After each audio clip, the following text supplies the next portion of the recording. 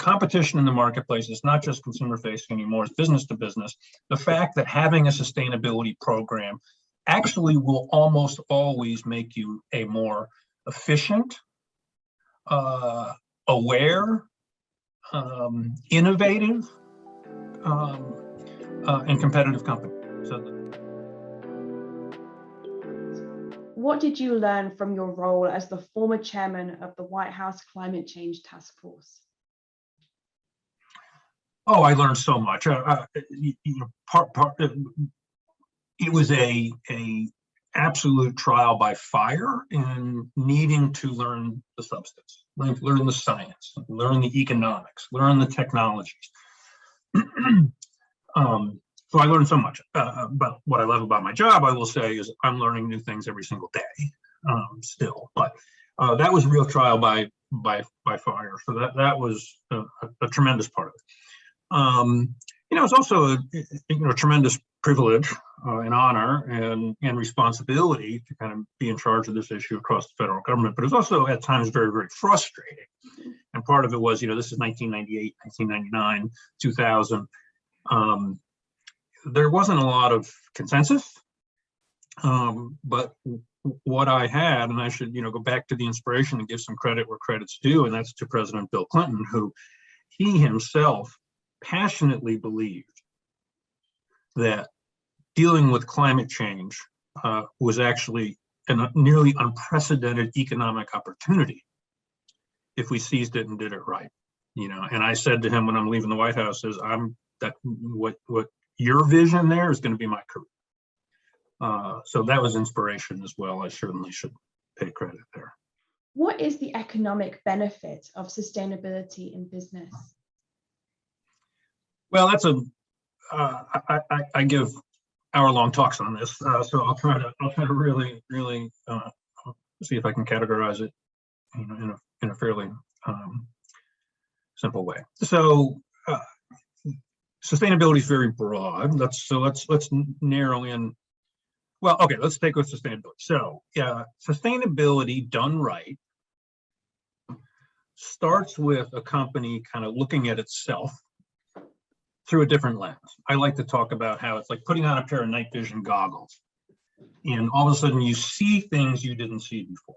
It may be some waste, stuff that you're throwing out over here. Now, a lot of this is some companies are still discovering this. The leading companies, they've done all this, but you start looking for things in different ways, tracking different metrics, like waste. Okay, there's a metric. Energy use, there's a metric, and you start looking at them in slightly different ways. And one thing you identify are opportunities to save money. So if we actually increase the energy efficiency of this device, of this process, of this building, what does that lead to? It lowers our energy costs. What does it also lead to? It reduces emissions. So if you may start looking at it from an emissions perspective, but what you find at the end of that journey are monetary savings. Okay, so that's one clear benefit, but it's more than that. I don't want to say in a way that implies that this is superficial, okay, but reputation matters. Mm-hmm. And there's a direct correlation, millions of studies have shown this, between having a positive reputation and the bottom line. Brand value, it matters. And today, this was the case when I started on this, today is absolutely the case that more and more of your customers, your employees, your potential employees care about this stuff. And they want to see that a company is taking positions and taking actions on issues like climate change. Or they may shop somewhere else, they may use somebody else's services, they may work somewhere else. And you can't compete and succeed as a company without talent and obviously without customers. Now, it was in the beginning that this was primarily understood by consumer-facing brands. Competitive, Coke or Pepsi, we're in such competition here that, maybe if we at Coke do a little more on climate sustainability and get that out, then somebody's going to like grab the Coke instead of the Pepsi kind of thing. So that's pretty straightforward. But today, it's much more than that. I'm working for a business-to-business electronics company now, who came to me because they're like, we're actually losing jobs because the businesses we're selling to, these are not consumers, they're not are asking us about sustainability. They don't think our answer is good enough, and they're going to our competitor. Wow, right? So that's like, okay, that's business value, if you understand that. So talent retention piece, the competition in the marketplace is not just consumer facing anymore, it's business to business. The fact that having a sustainability program actually will almost always make you a more efficient, aware, innovative, and competitive company. What is the role of capitalism in climate change?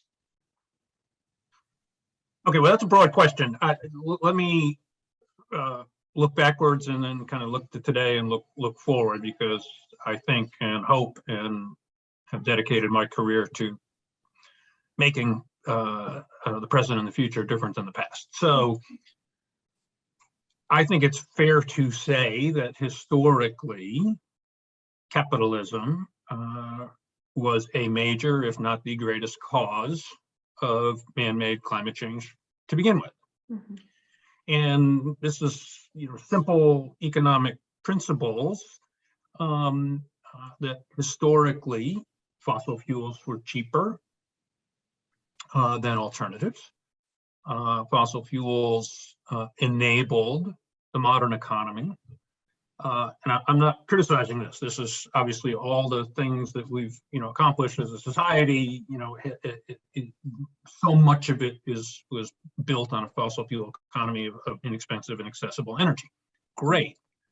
The flaw was that the price of that energy didn't reflect all its costs, right? Like carbon emissions, and the fact that capitalism was consuming resources, in this case, the atmosphere, for which it did not pay.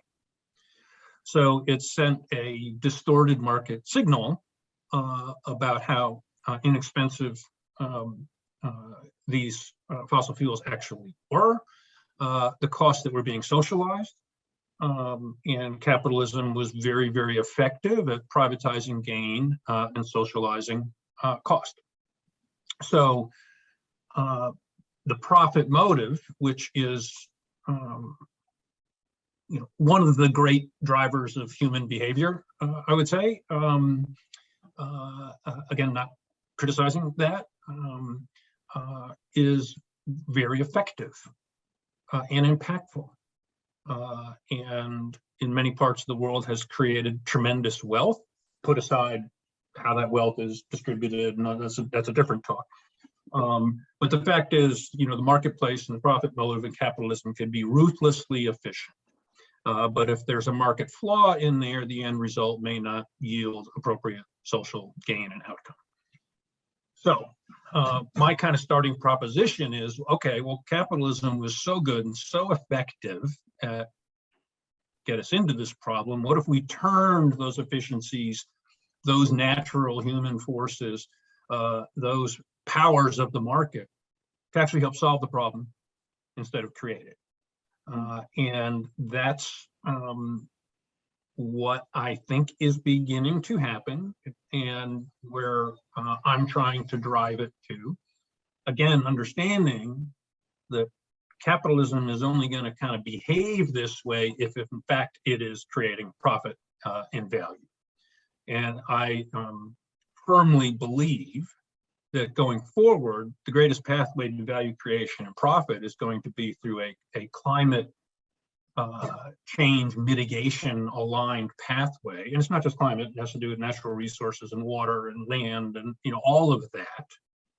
So climate capitalism, environmental or sustainability, whatever you want to call it, it's all really the same principle.